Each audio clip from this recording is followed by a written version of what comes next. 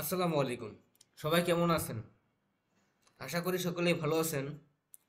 তো আমাদের আজকের টপিক হচ্ছে এমপ্লয়ীদের স্যালারি শিট কিভাবে বানাবেন বা স্যালারি শিটের জন্য একটা ফর্মুলা কিভাবে ইউজ করবেন সেটা আমি আজকে আপনাদেরকে দেখাই দেব। তো চলুন ভিডিও শুরু করা যাক। এখানে আমার কিছু এমপ্লয়ির নাম আছে, আর তাদের স্যালারি ধরেন আপনি ওর স্যালারি 10,000, ওরটা 14,000, বা ওরটা 12,000, ওরটা 11,000, এরকম।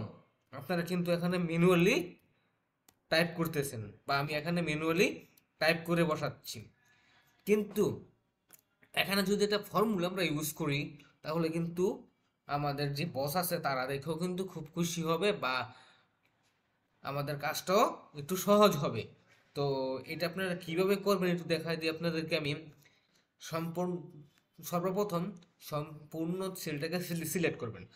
সিলেক্ট করে মাউসের ডান পাশের বাটনে ক্লিক করে ফরম্যাট সেলটা নিয়ে আসবেন। ফরম্যাট সেল আনার পরবর্তীতে এই যে নাম্বার আছে, নাম্বারে ক্লিক করবেন। নাম্বারে ক্লিক করার পরে ইউজ এই যে এটাতে ক্লিক করে জাস্ট সেকেন্ডটা আপনি সিলেক্ট করে দিবেন। সিলেক্ট করে দেওয়ার পরে ওকে করে দিবেন। দেখতে আপনার কাজ শেষ। এখন ধরেন ওর স্যালারি 10,000, ওর ওয়ান দিয়ে দুটা স্টার, 10,000 লিখতে কটা শূন্য লাগে? 4টা। তো আপনি এখানে 4 দিয়ে দিবেন।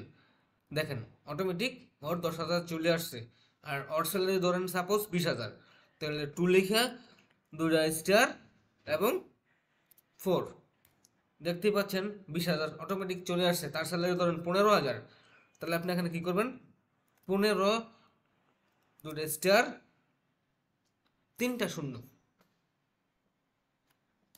এই যে দেখেন চলে আসছে।